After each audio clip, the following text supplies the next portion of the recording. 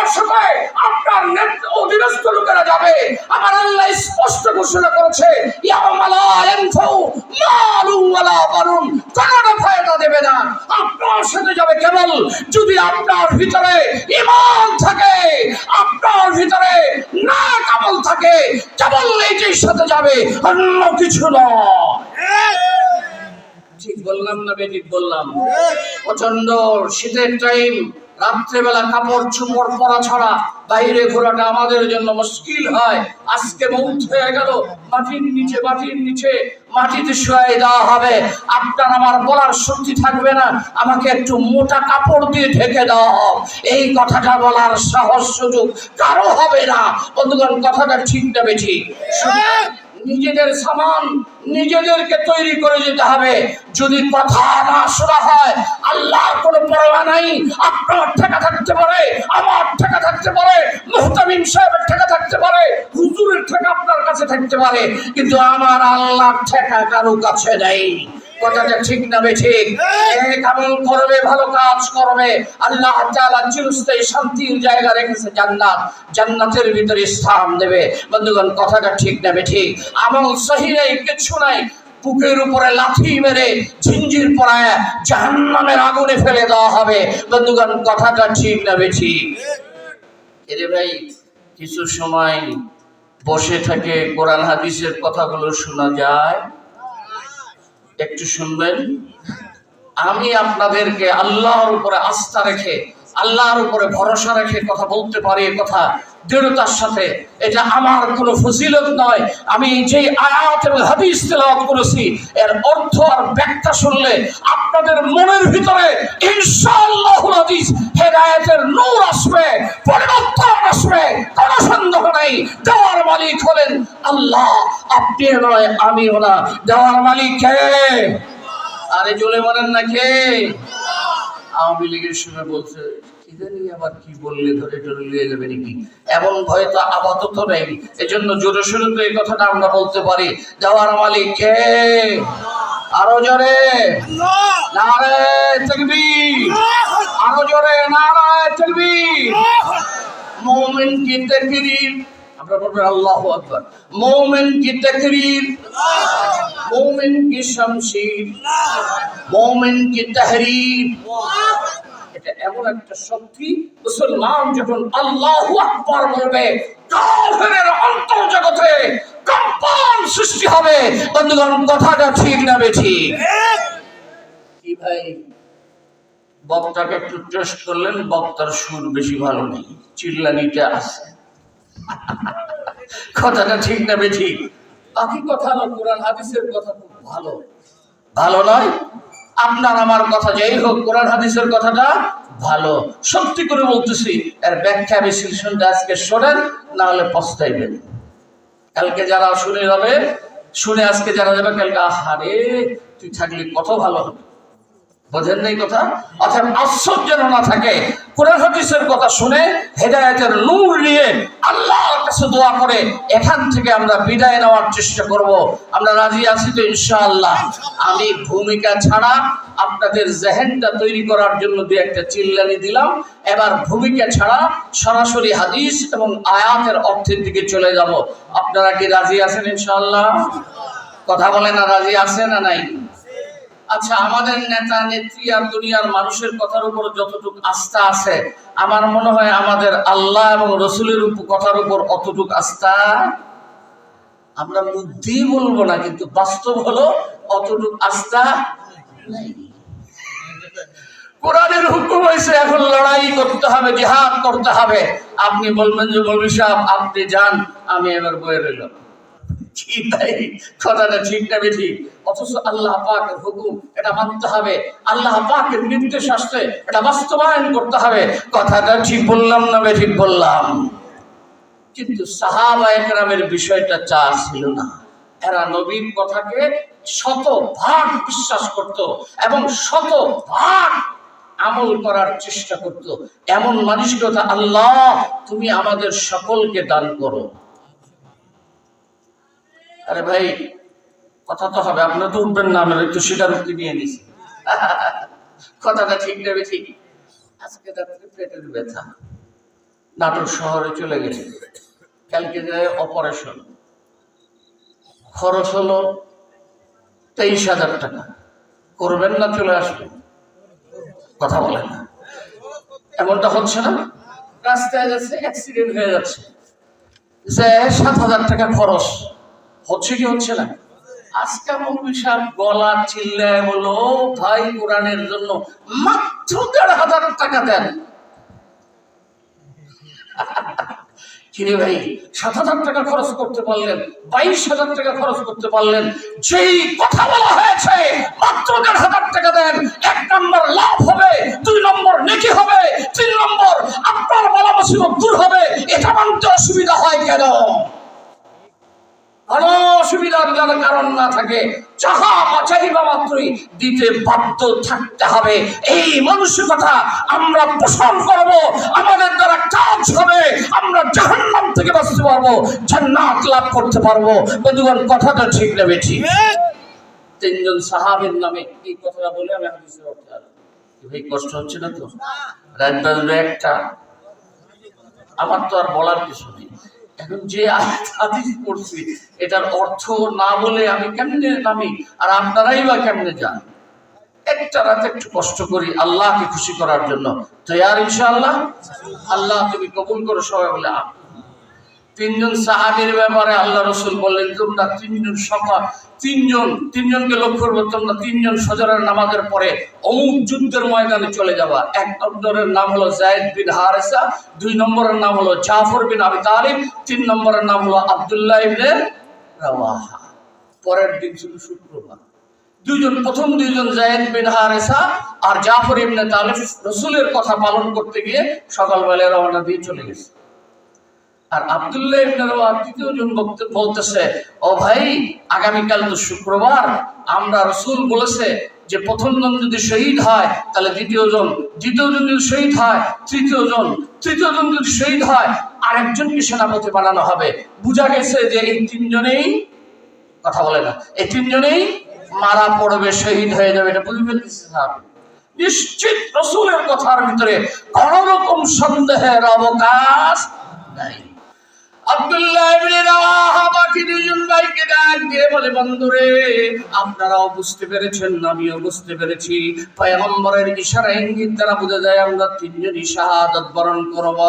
আপনারা 2 জন সকালবেলা রওনা দিয়ে দিবেন, আমি কালকে জুমার দিন পয়গম্বরের পিছনে শেষ জুমাটা পড়ে দ্রুতগামী ঘোড়ার উপরে উঠে তোমরা সারা আগের বেলা যেখানে গিয়ে পৌঁছবে, বিকালবেলা রওনা গিয়ে পরে আমি আপনাদের সাথে গিয়ে পৌঁছবো, মিলবো। এই খেয়ালটা, এই ধারণাটা ভালো না মন্দ? নিশ্চিত এই ধারণাটা ভালো। ও বন্ধু, কথাটা ঠিক না ঠিক? পরের দিন 2 জন সাহাবী ফজরের পরে রাসূলের কথা অনুযায়ী রওনা করে চলে গেছে। আব্দুল্লাহ ইবনে রাওয়াহা জুম্মার নামাজ রাসূলের পিছনে পড়তেছে। পয়গম্বর যখন খুতবা দেয় চোখের দৃষ্টিটা গেছে এই আব্দুল্লাহর দিকে, তার মানে আব্দুল্লাহ এখনো যায় নাই। নামাজ ফেরানোর পর আব্দুল্লাহ ইবনে রাওয়াহাকে ডাক দিয়েছে। ডাক দেওয়ার পরে বলে, ওই 2 জন সাহাবীকে তো দেখলাম না, মনে হয় আমার কথা পালন করার জন্য ওই যায়েদ ইবনে হারেসা এবং জাফর বিন আবি তালেব, এরা 2 জন আমার কথা পালন করার জন্য চলে গেছে। কি কারণ তুমি গেলে না? পয়গম্বরের রাগ হয়ে গেছে, চেহারা যেন লাল হয়ে গেছে।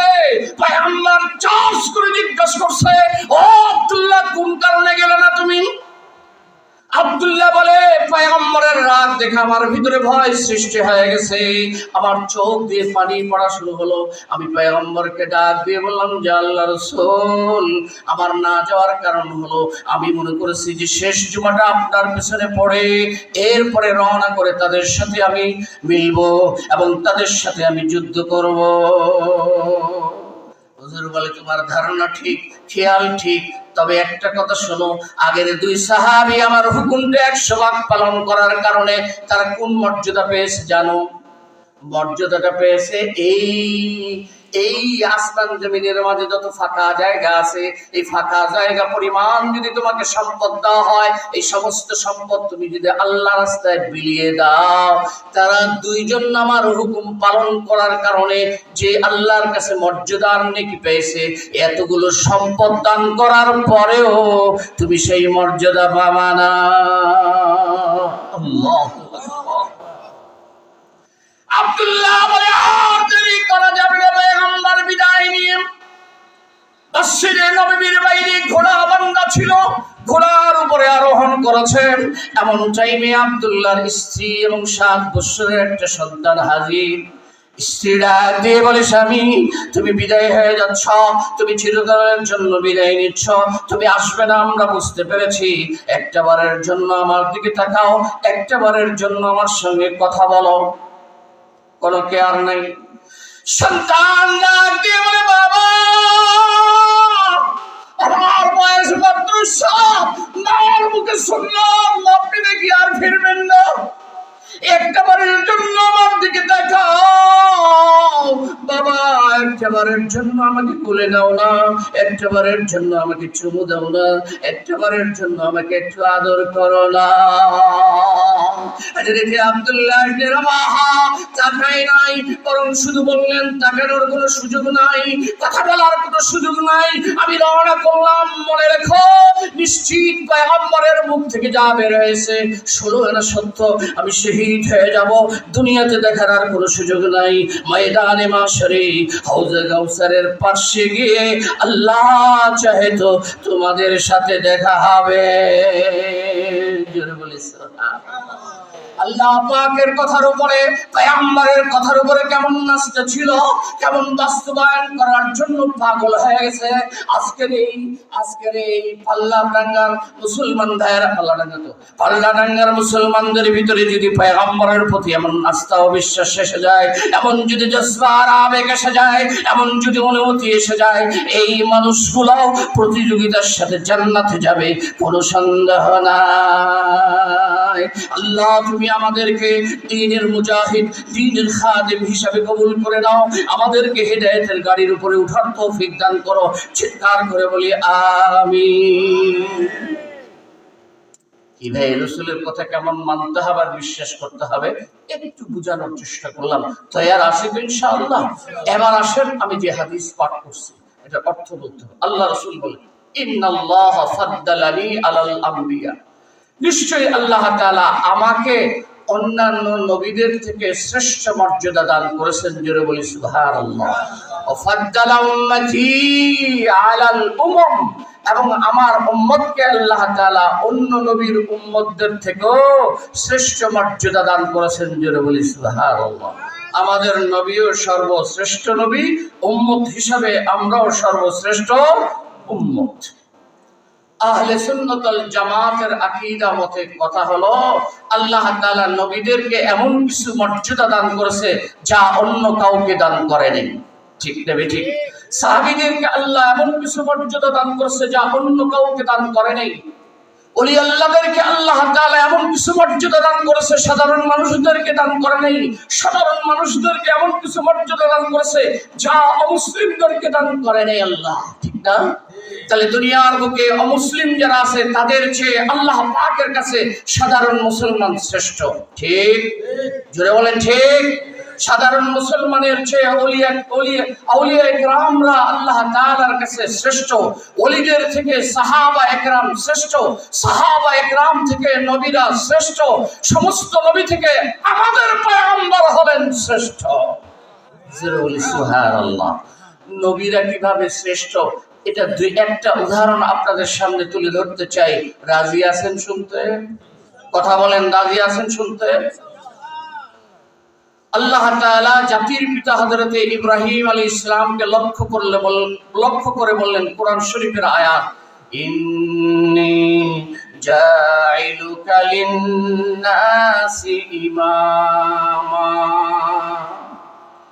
হে আমার পয়গম্বর হযরত ইব্রাহিম, আমি আপনাকে মানুষের জন্য ইমাম বানাইতে চাই। আল্লাহু আকবার বলেন না, আল্লাহু আকবার। আমি আপনাকে মানুষের জন্য ইমাম বানাইতে চাই। তাফসীর কারকরা ব্যাখ্যায় লিখেছেন ইমাম হওয়ার যোগ্যতা রাখে দুই দলের মানুষ। কয় শ্রেণীর মানুষ? দুই শ্রেণীর মানুষ। এক শ্রেণীর মানুষ হলো নবীগণ। নবীগণ ইমাম হওয়ার যোগ্যতা রাখে এক।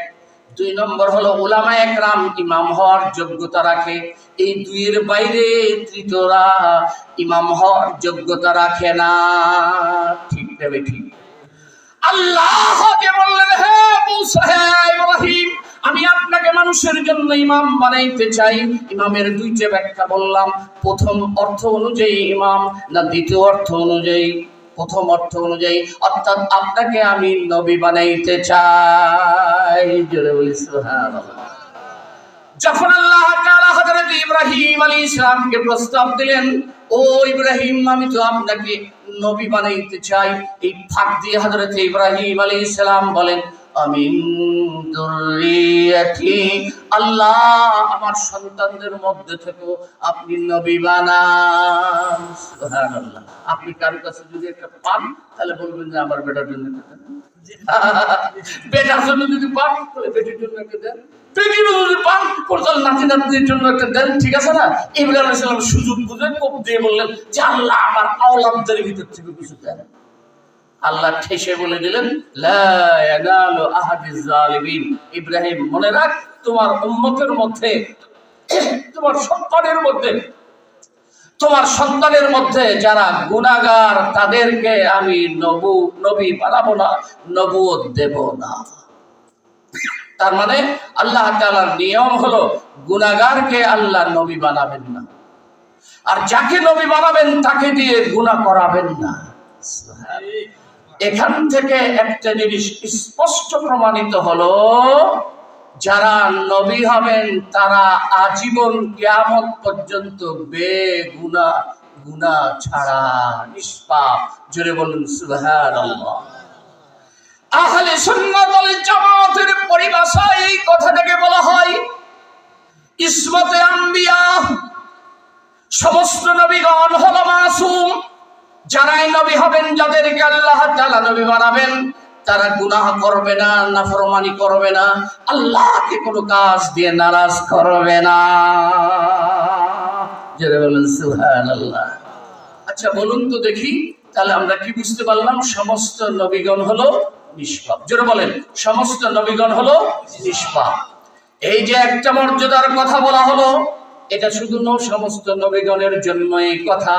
সাহাবীরাও নয়, সাধারণ মুসলমানরাও নয়, আল্লাহর ওলিরাও নয়, কেবল নিষ্পাপ হতো যারা নবী তারা। কথাটা ঠিক না ঠিক? তাহলে সমস্ত নবীদের আলাদা একটা গুণ হলো তারা নিষ্পাপ। কটা বৈশিষ্ট্য হলো? এক। নাম্বার 2, হাদিস শরীফে আসছে, আল্লাহ রাসূল বলেন, আল-আম্বিয়াউ আহয়াউন ফি কুবুরিহিম।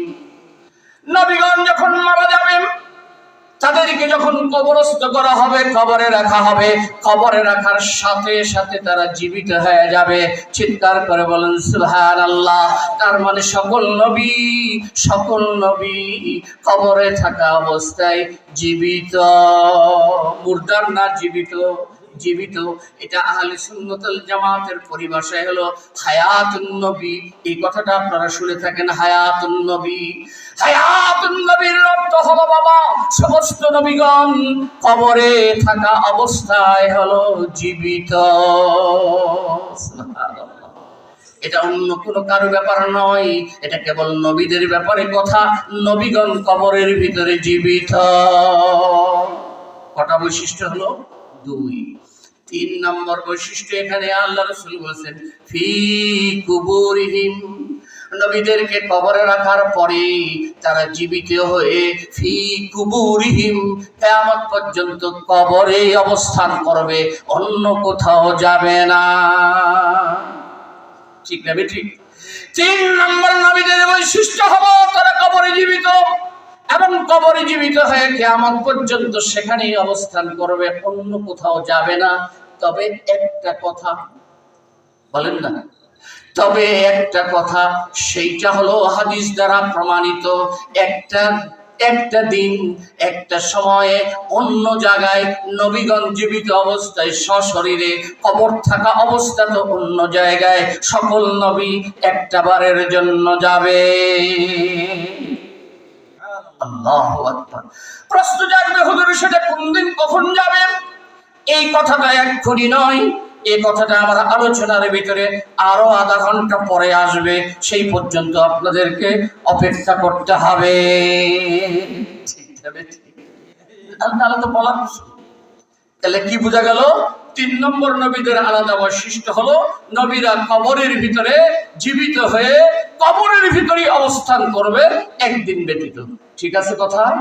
অন্য একটা হাদিস দ্বারা বোঝা যায়, এটা আপনারা শুনেছেন এই হাদিস, সেটা হলো পৃথিবীর যে কোনো জায়গা থেকে সাধারণ কোন মুসলমান বা যে কোনো মুমিন মুসলমান পয়গম্বরের উপরে দরুদ ও সালাম পেশ করবে, আল্লাহ রাসূল বলেন তার নাম, ঠিকানা, বাবার নাম সহ তার রিপোর্টটা মদিনা শরীফের রাসূল পাক সাল্লাল্লাহু আলাইহি ওয়াসাল্লামের রওজায় পৌঁছে দেওয়া হয়।